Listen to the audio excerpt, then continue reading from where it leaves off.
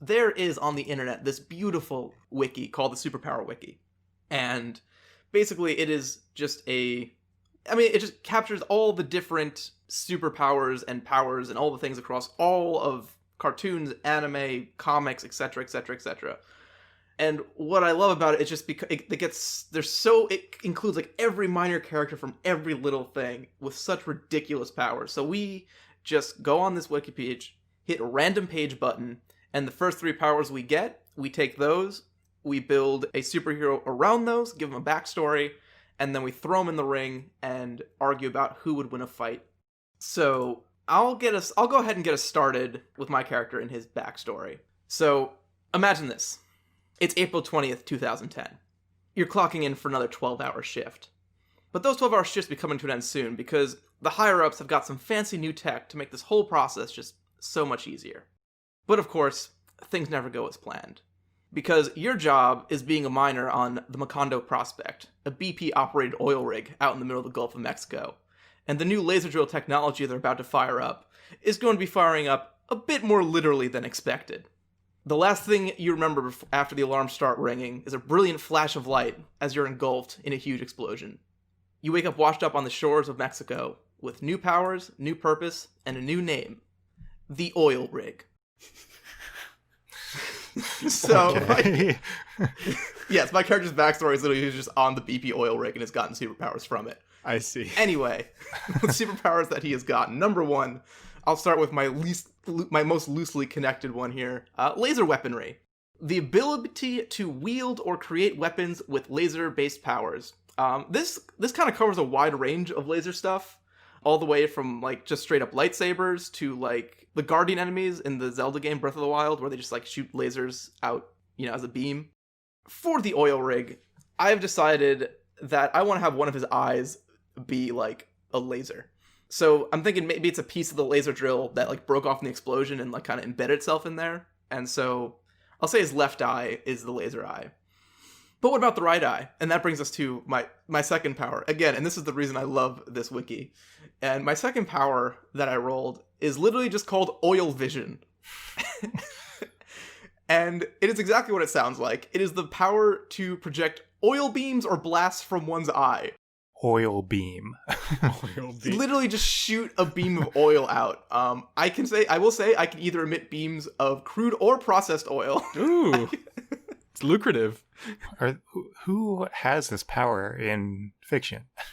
So the person who has this is Francis Layton from the Marvel Comics. There's also, and I think his character is his name's Shepard, is what it says. It's Francis Layton / Shepard. So I imagine that's a superhero name. Also, Jerome Myers / Quagmire has it as well. I wonder if they are related to each other actually, or do they have two people? I've never heard of either of those people, so I'm not a big Marvel person or comic person, so I don't know. I hadn't actually checked this before, but I was just checking to see if he's related to the other guy, if Shepard and Quagmire are related, and I don't think it appears they are not. They've used this idea twice. Yeah, they have used this idea twice in two separate things that are not related. I kind of just assumed they were like a father-son, one's the researcher and one's his kid. No, this great idea, they needed to use it twice. Although I like that the applications, they list applications of the powers as well, and it's concussion beam, so it is forceful. Crushing, which I don't know what that means in this context. You can crush people with it. And of course, oil generation. I That makes sense. Yeah, I get it. The oil vision does indeed make oil. I also like that you assigned one of these to one eye. Like, you assigned it to each eye. Yeah, of course. And then my last power here is just called personal body temperature. Also, I like how they gave it a scientific name, also known as autobiothermokinesis. The user has complete control over the body temperature of oneself, able to... that's not words. I copy and pasted this. Able to concealing their body temperature, making themselves resistant or immune to temperatures, etc. And important note here, users of this power are completely unaffected by temperature changes. So I can make my body really, really, really hot or really, really, really cold. It's convenient for your oil vision. It is convenient with my oil vision. And I guess no secret to anyone, the oil rig's signature move is to just shoot both of his eyes at once and make a big oil fire. that he can just like stand in. But yeah, that is the oil rig. He's just like I imagine him like a big buff, factory miner working dude who just has, a hankering for karmic environmental protection. Chris, what did you get? Tell us about your hero. So my hero starts as Judy Jellica. So she is the world's greatest judge in the world. That's repetitive. She's the greatest judge in the world. And in 1996, she decided to start a TV show where she conducts court cases on TV. And she wanted to name it Judge Judy because her name is Judy, but that name was already taken. Oh, so it's not just Judy. It's not Judge Judy. It's taken by Judy Scheindlin. I think that's how you pronounce her name. So instead, she calls her show Judge Jellica because that's her last name.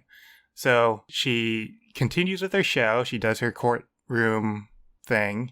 And the ratings for her shows do not do good at all.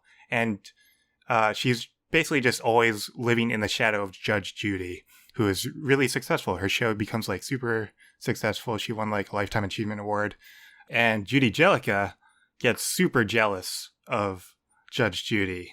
She becomes very envious, and she blames her failures on the name that she chose.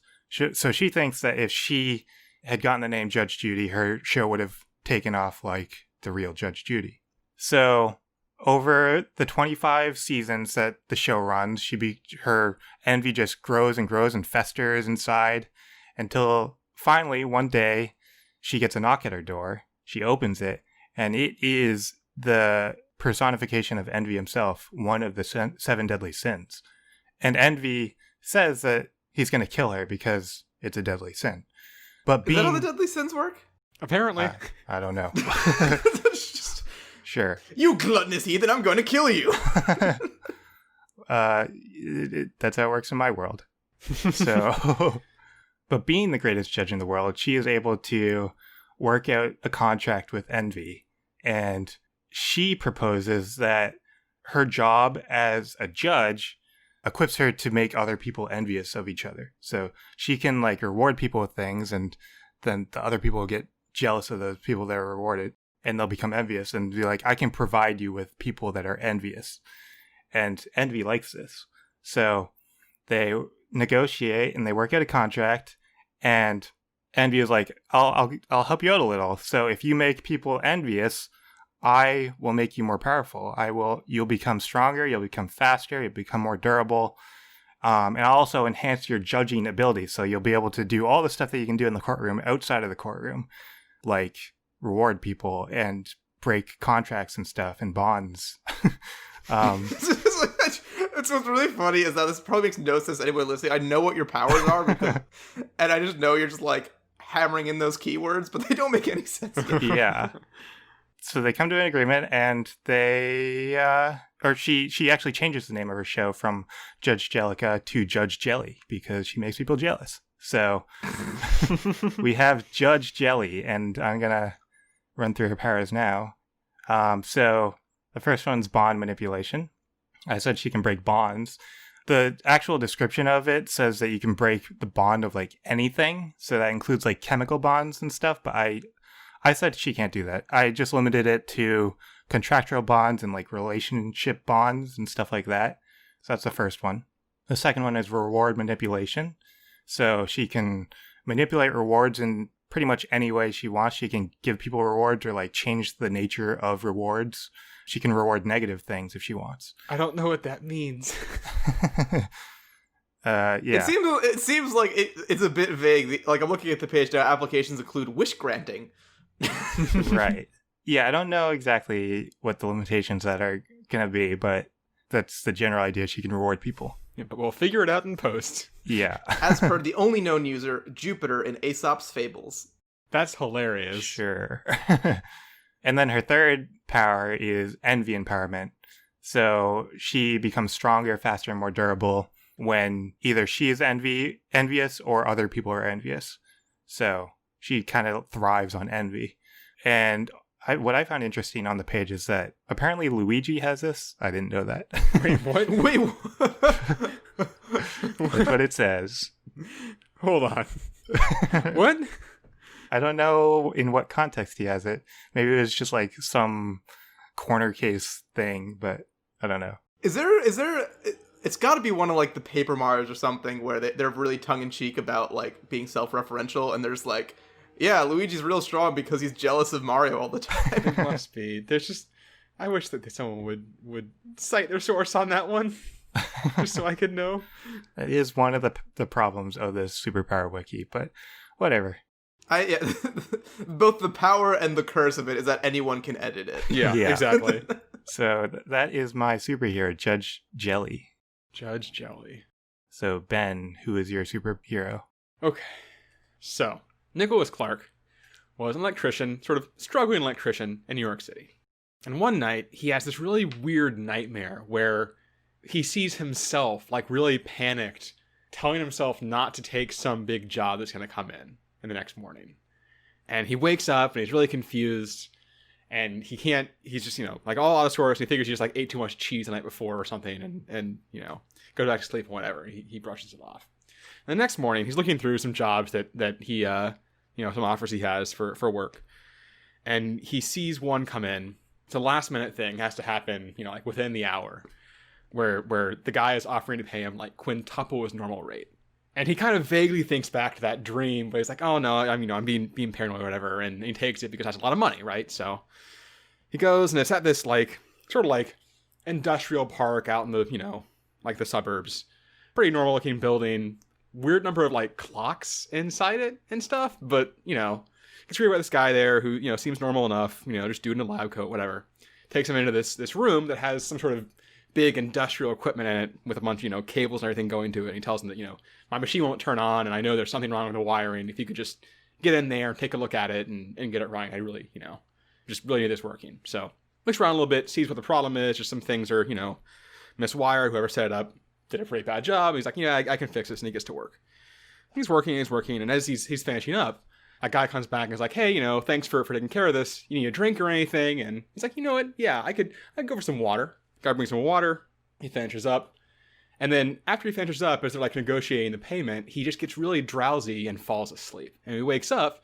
He's inside this machine and he's strapped to a table. And the guy is there like, rubbing his hands all nefariously. And he's like, okay, I've tested this with inanimate objects, but never with a living subject. So let's see how this works. And of course, obviously, he starts panicking because like, what the hell's going on?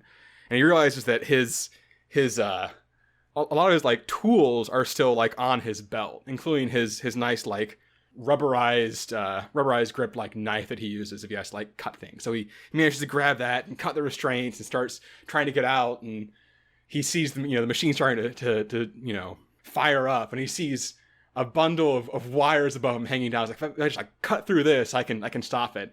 And he pulls the knife up and slashes through it. And then just like all this energy arcs through him and he blacks out. And he wakes up, he sees himself again telling him to duck. And he just does out of, instinct. And an energy blast comes through from above, like the door. And that guy is there with like some sort of weird laser gun or some shit. I don't know, whatever. And then he like, runs up and he thinks like, I gotta stop this guy. And then all of a sudden these sparks fly out of him and surround the guy and hold him in place. And I didn't really think through this part. I guess he like stabs him. He like goes to pull out his knife and then realizes he just like manifests this big rubber blade and like stabs the guy. This very sharp rubber knife. This very sharp rubber knife. Rubber can be sharp. Just roll with it. I'm doing what I can here. Can rubber be sharp? Rubber can be sharp. Yeah. You can sharpen anything if you try hard enough. I googled it. Can rubber be sharp? I just got a bunch of videos on how to cut rubber. That's great. But finally, he sits down and he realizes that what's happened was this man had made a time machine, and somehow through disrupting it as it was firing up, he can't travel through time, but he can communicate through time. And also the like weird mad scientist energy has done some other shit too. That, yeah, whatever. Anyway, point being, he's now super powered, and he decides to become a superhero because that's what you do when that happens. And his name is the Nick of Time. Nice. Yep. So my powers, we have three. There is, first off, spark imprisonment, which is the power to bind, imprison, or otherwise stop objects by using sparks. It's actually not electricity, which when I was first like saying all this up, I thought it was I missed the fact that it wasn't like literally electricity, so that's why he was an electrician. But whatever, it still works. It's close enough. You can still be an electrician. The fundamentals are the same. Exactly, it's fine. They're kind of just like not actually like electrified sparks. I don't know, whatever. But it's a, you know, containment kind of power. Probably the most interesting one is temporal messaging. It's the ability to send messages through time. It's not like communication. Like, I guess it is like literally communication, but like he can't like talk to someone in the past and like hear them back. It's just like sending messages. It's like that one movie where I forget what it was called, but that guy could send letters to the past or something. Yeah, I vaguely know what you're talking about. But yeah, and then finally there's rubber blade construction, which is you can make bladed weapons out of rubber. I mean, yeah. Which, yeah, we also, speaking of like, you know, we talked about the users of these and everything. As far as we can tell, the only user of this is this like Filipino comic book character named Lastic Man, who's just like some dude with a rubber body who can also make swords and stuff. I don't know. I love that he also has the checkerboard print like shirt on, where they always do with these like characters that elongate, because they're like, ah, yes, I wear this shirt because it confuses your depth perception, not because it makes it more easier to draw, you know, depth Exactly, yeah. along with my stretching powers. So yeah, that's what I got. The Nick of Time. So your messages through time, are they like verbal or like notes? Are they So- like thoughts? I wasn't sure. It's not, it like literally does not describe at all how the messages like work. Is it like email? I was just imagining you like running away while like shit's raining down on you, like frantically scribbling notes and throwing them into tiny portals. Right. And, like the next iteration would be like you scribbling notes but also grabbing notes and like comparing them. I feel like it is like a mental thing. It's like Yeah, it looks mental based on this dude's glowing red eyes. Yeah. In the well, photo. that's Raiden from Mortal Kombat. You know who that is. Come on. This power is going to complicate the fight, I think. It is. So I guess we should probably just jump into the fight at this point. That was a clip from Absurd Hypotheticals, the podcast where we answer dumb hypothetical questions. For the full episode, click on the link in the description.